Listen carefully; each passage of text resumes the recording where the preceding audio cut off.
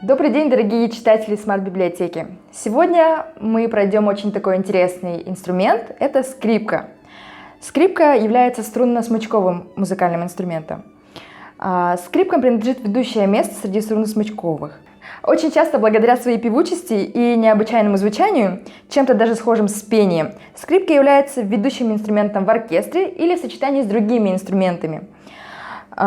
Скрипка нередко в произведениях занимает основную позицию и ведет основную мысль произведения.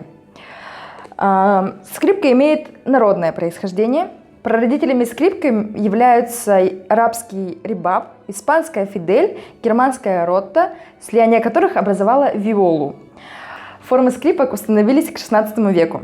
К этому веку и началу XVII века относятся известные изготовители скрипок, а именно семейство Амати. Их инструменты отличаются прекрасной формой и превосходным материалом.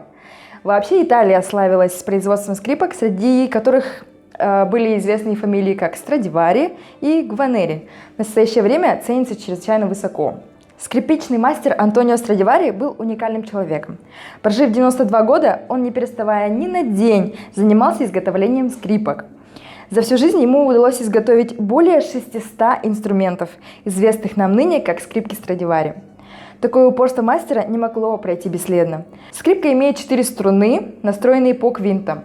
Соль малой октавы, ре, ля первой октавы и ми второй октавы. Тембр скрипки густой в низком регистре, мягкий в среднем и в высоком регистре он довольно яркий. Корпус скрипки имеет овальную форму с округлыми выемками по бокам, образующие талию скрипки.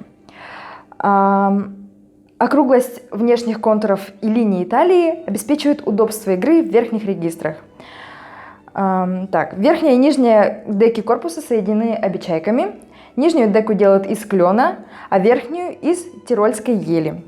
Обе деки имеют выпуклую форму, образуя своды. Благодаря этим сводам, эти своды определяют силу и тембр звука скрипки. В верхней деке проделывают 2 резонаторных отверстия, они называются эфы, так как по форме они напоминают латинскую букву F. Партия скрипки пишется в скрипичном ключе, диапазон скрипки от соль малой октавы до 4 октавы и выше. От полуприжима струны в определенных местах получаются флажолеты. Некоторые флажолетные звуки по своей высоте идут дальше обозначенного выше диапазона. У скрипки есть несколько стандартных размеров, то есть прикладывание пальцев к струнам скрипки называется аппликатурой. Указательный палец руки называется первым, далее средний называется вторым, безымянный третьим и мизинец четвертым.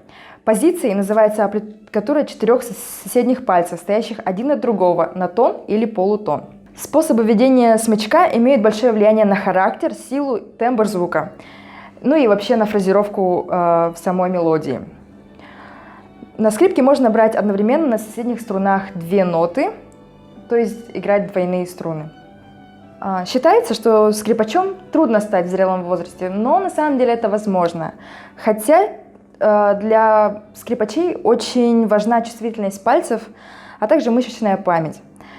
Чувствительность пальцев взрослого человека намного меньше, чем у молодого, а мышечная память требует большего времени для становления. Учиться играть на скрипке лучше всего с 5, 6, 7 лет, возможно, даже с более раннего возраста.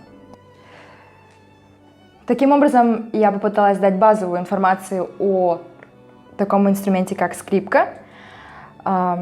Далее, таким образом, мы попытались донести до вас базовые знания о музыкальном инструменте, а именно о скрипке.